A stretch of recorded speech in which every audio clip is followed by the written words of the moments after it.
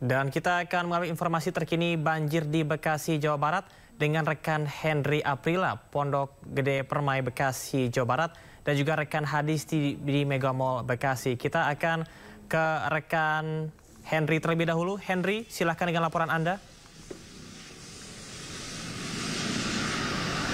Camar, kalau untuk sore hari ini maksud kami pantau, ini kami akan menuju ke lokasi titik banjir berada, tepatnya di Pondok Gede Permai. Namun seperti halnya di belakang kami saat ini ada sejumlah kepadatan kendaraan yang terjadi sehingga kami tim sulit untuk bisa menuju ke lokasi. Jaraknya ini sekitar 2 km lagi untuk menuju ke lokasi. Kepadatan terjadi, bahkan kepadatan ini terlihat kendaraan roda 2, bahkan kendaraan roda 4 yang juga ini sempat mengalami kepadatan kendaraan untuk menuju ke arah Jati AC. Nah, kemudian juga di arah sebaliknya untuk menuju Pondok Gede, ini sempat terkendala mengingat sejumlah kendaraan yang akan melaju dari arah Pondok Gede menuju ke Jati AC, ini terkendala mengingat adanya musibah banjir yang terjadi di kawasan Pondok Pondok Gede Permai. Kemudian selain hanya itu, pemirsa Camar dan juga pemirsa, kami pantau untuk sejumlah kendaraan ini juga mengalami kesulitan kepadatan kendaraan karena mengingat ada sejumlah bantuan ataupun kendaraan yang keluar masuk dari arah Pondok Gede Permai. Ini yang tentu mengakibatkan sejumlah kendaraan dari arah Jati Asih menuju ke Pondok Gede maupun dari Pondok Gede menuju ke Jati Asih mengalami kepadatan kendaraan. Kami akan terus pantau karena sejauh ini kami lihat tim untuk bisa menuju ke lokasi, tepatnya di Pondok Gede Permai, mengalami kendala kesulitan untuk bisa menuju ke lokasi, mengingat kepadatan yang terjadi ini mengurai cukup lama, tepatnya hingga jaraknya dari kami melaporkan saat ini sekitar 2 km lagi. Kita akan terus pantau, Camar, karena sampai saat ini kami akan terus menuju ke lokasi untuk melihat bagaimana kondisi terbaru di Pondok Gede Permai. Camar. Baik, terima kasih rekan Henry Aprila di Pondok Gede Permai. Kita akan nantikan sesaat lagi untuk pantauan banjir setelah Anda sampai di lokasi. Dan selanjutnya kita akan ke rekan Hadisti di Mega Mall Bekasi. Hadisti, bagaimanakah situasi dan kondisi di sana? Apakah masih ada pedagang yang mengevakuasi barang-barang penjualan mereka? Baik, Camar dan juga pemirsa, kondisi terkini di salah satu pusat perbelanjaan yang ada di Bekasi, yakni Mega Bekasi, ini masih tergenangi oleh banjir, yang mana untuk area yang digenangi banjir ini merupakan area basement dan juga area parkir luar atau parkir outdoor, di mana Camar dan juga pemirsa bisa dilihat di layar televisi Anda, sejumlah kendaraan pada sore hari ini masih digenangi oleh air. Meskipun untuk ketinggian genangan air ataupun genangan banjir ini sudah mulai berangsur surut jika kita bandingkan sejak dari tadi pagi. Kalau tadi pagi ketinggian air ini masih berada di 2 meter, namun berangsur ke sore hari ini semakin menyurut. Tersisa ini kurang lebih ketinggian air di 1 meter. Sementara itu upaya dari pihak manajemen Mall Bekasi sendiri ini menyediakan kurang lebih ada 9 pompa air yang memang difungsikan guna untuk memompa ataupun mengalirkan sisa-sisa banjir ini, genangan air ini ke arah luar ataupun ke arah sungai terdekat. Nah, sementara itu juga dari Mall Bekasi ini sendiri untuk saat ini kondisinya masih ditutup secara umum, artinya untuk aktivitas jual beli sampai saat ini belum dapat dilakukan. Dan sebelumnya jika tadi pagi ini area mall sendiri ini masih dalam kondisi yang steril, artinya tidak dibuka untuk umum. Namun tadi sekitar pukul 1 siang secara khusus sudah boleh dibuka, sudah boleh dimasuki oleh karyawan, baik ini karyawan mall sendiri maupun juga untuk pedagang ataupun pemilik kios-kios yang terdampak dari banjir.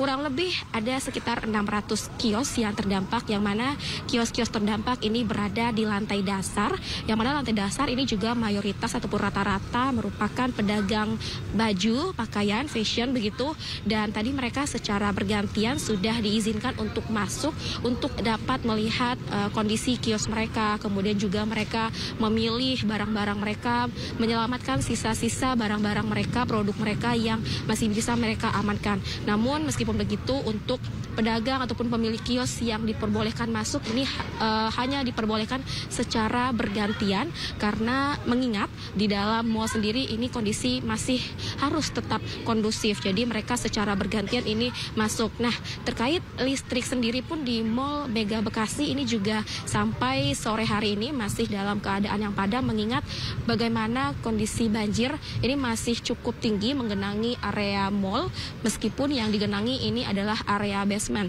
Nah, kalau kita melihat Camar dan juga pemirsa di layar televisi Anda, untuk area parkir outdoor sendiri, sejumlah kendaraan yang tergenang ini kurang lebih ada 6 mobil dan 6 motor yang masih digenangi.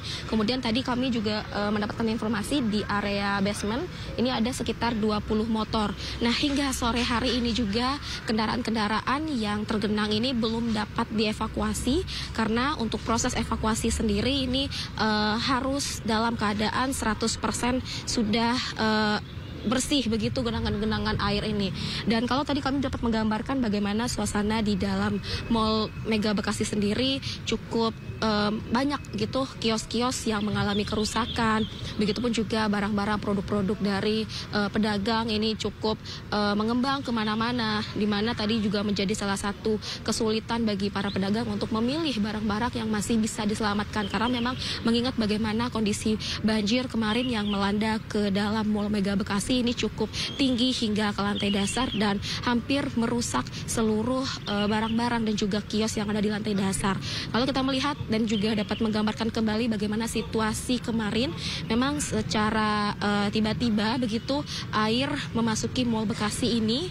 Kita ketahui penyebabnya adalah adanya tanggul di belakang Mall Bekasi ini yang jebol, di mana tidak kuat menahan jumlah volume air karena tingginya kapasitas ataupun debit air, sehingga memasuki mall. Dan pada saat kejadian dan kita akan memantau secara langsung kondisi terkini di sejumlah lokasi terkait dengan banjir yang mengepung Jabodetabek.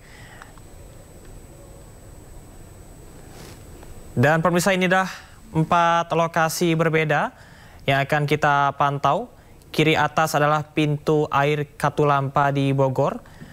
Dan informasi berkaitan dengan air Katulampa yang memang ini sudah siaga 4 pada siang hari ini. Ketinggian air ini mencapai 50 cm dan status bendungan sudah siaga 4 sejak siang tadi.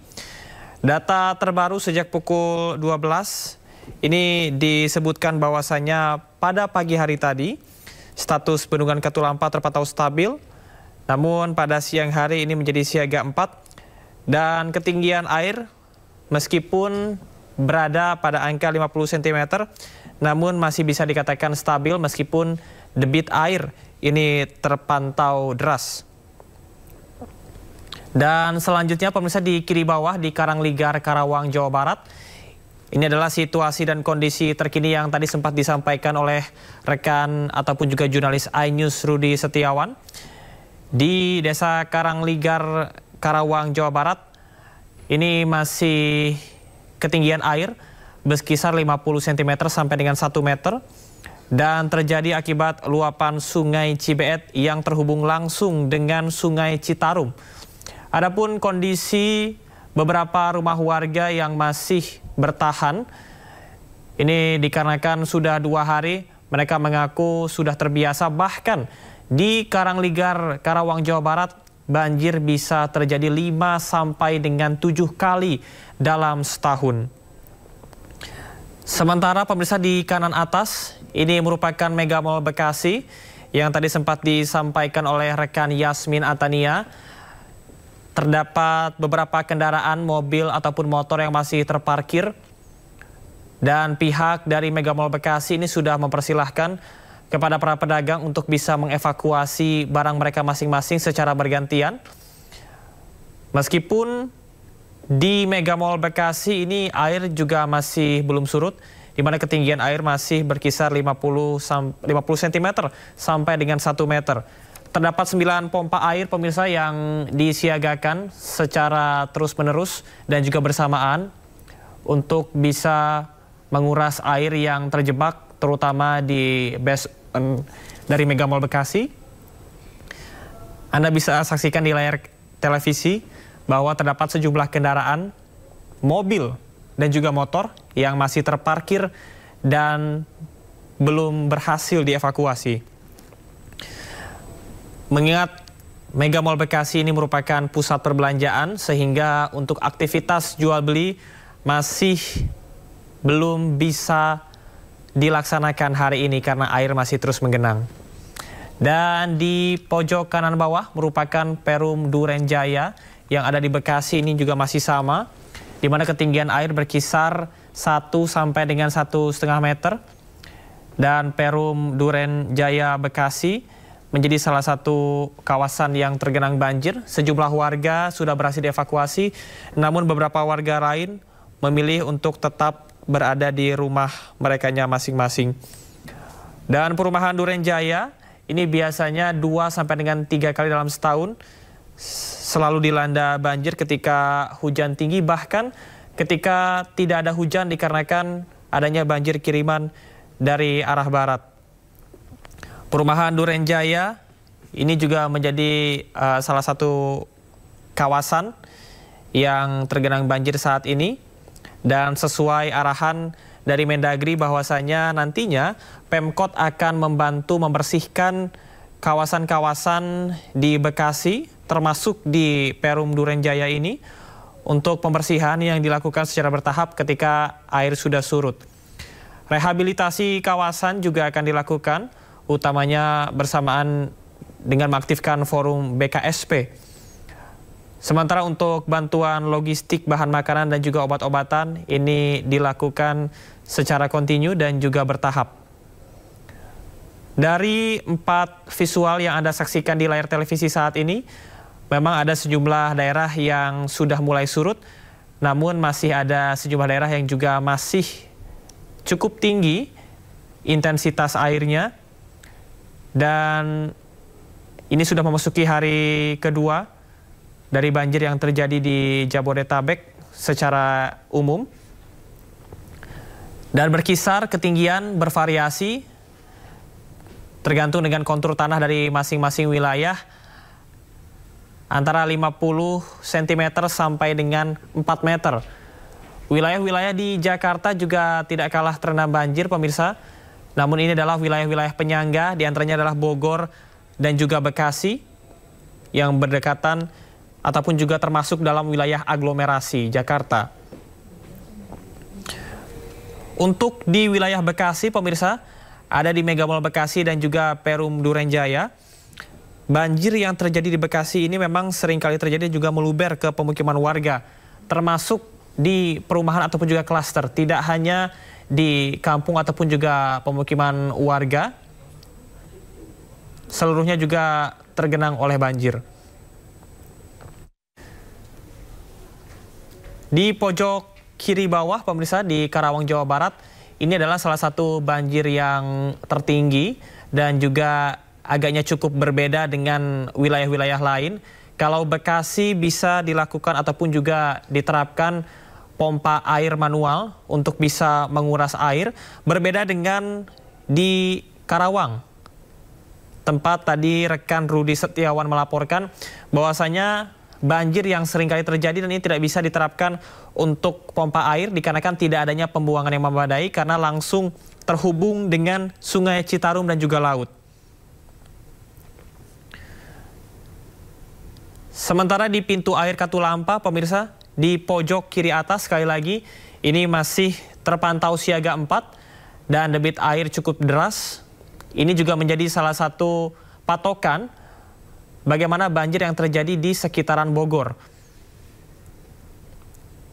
Pemerintah juga sudah melakukan imbauan kepada warga yang berada di sekitaran kawasan yang rawan banjir untuk mengamankan diri dan juga tetap berhati-hati dan juga waspada karena mengingat cuaca yang tidak menentu.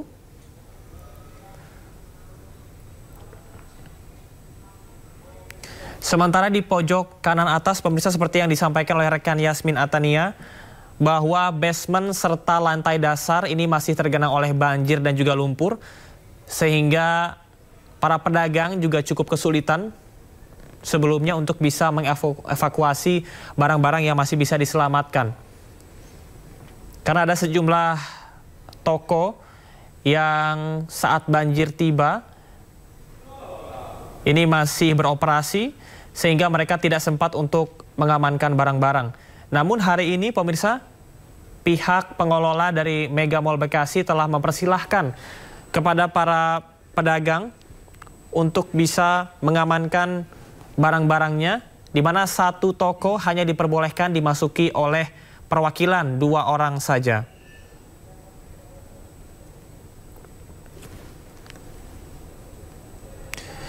Di pojok kanan bawah adalah Perum Durenjaya Bekasi yang juga saat ini masih tergenang oleh banjir.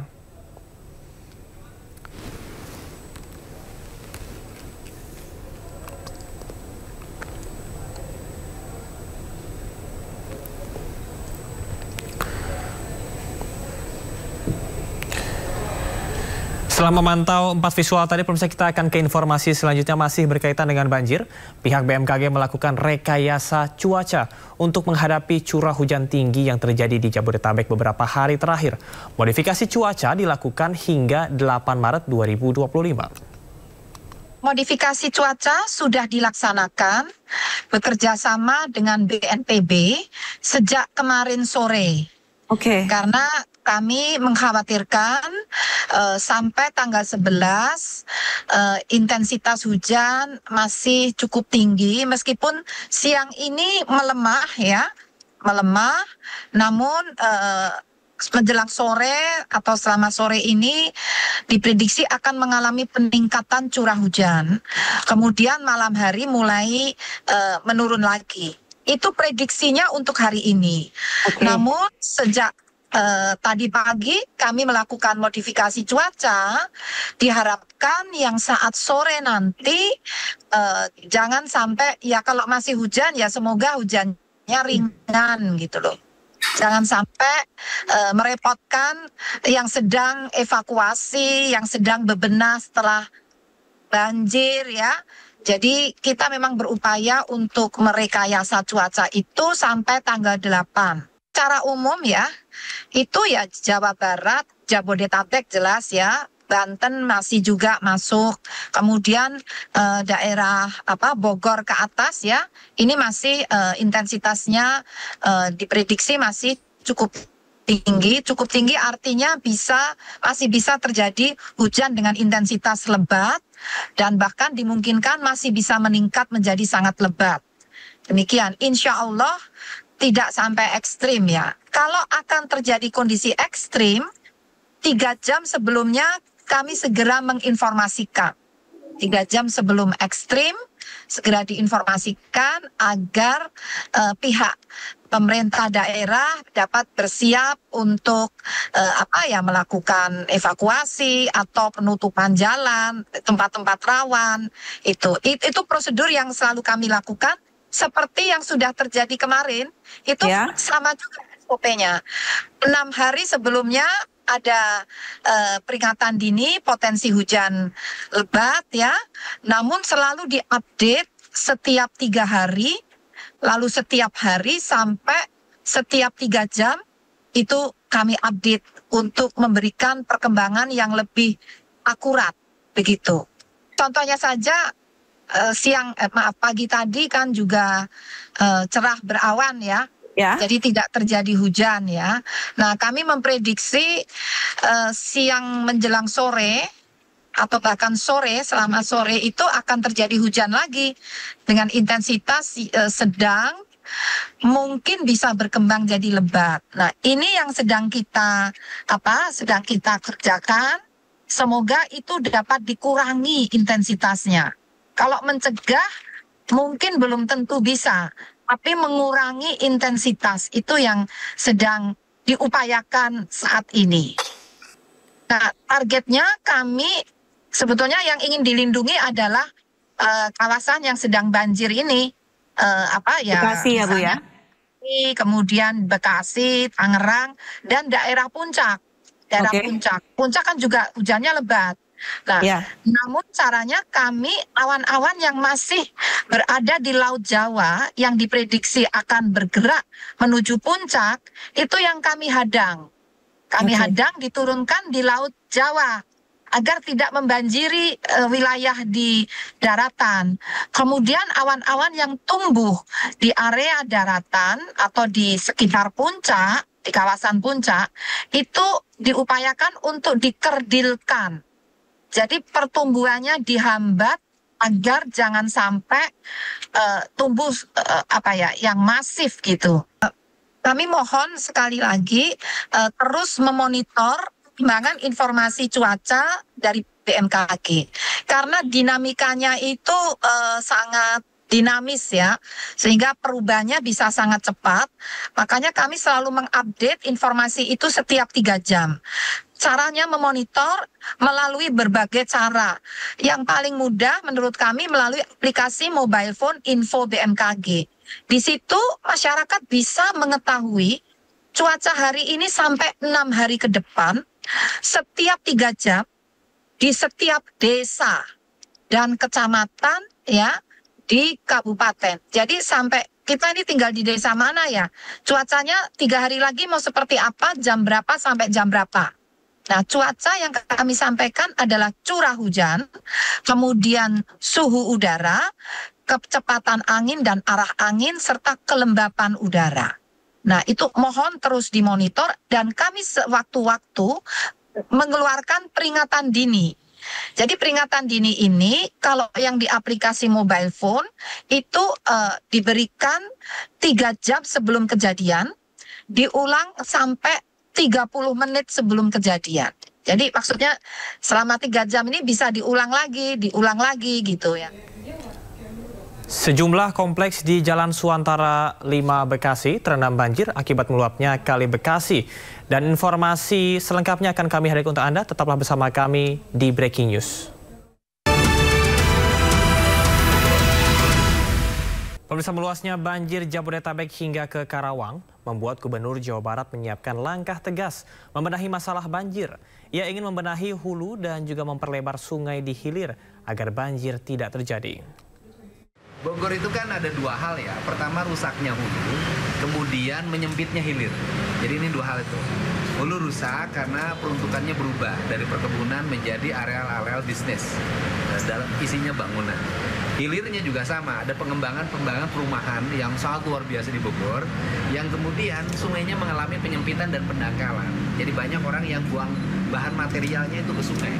Jadi nah, ini dua-duanya harus dibenahin. Jadi hulunya harus dibongkar, dikembalikan lagi fungsinya. Hilirnya harus dibenahin, harus diperlebar sungainya, harus dikeruk sungainya. Insya Allah selesai itu. Terkait bendungan Ciayu yang tidak berfungsi itu Pak, itu tanggapannya seperti apa? Iya, kita harus segera berusaha untuk, kita nggak boleh saling menyalahkan hari ini, harus berusaha hari ini harus segera difungsikan. Kalau tidak berfungsi ya fungsikan gitu loh. Fungsikan apa saja yang menjadi kekurangan bendungan Ciayu itu.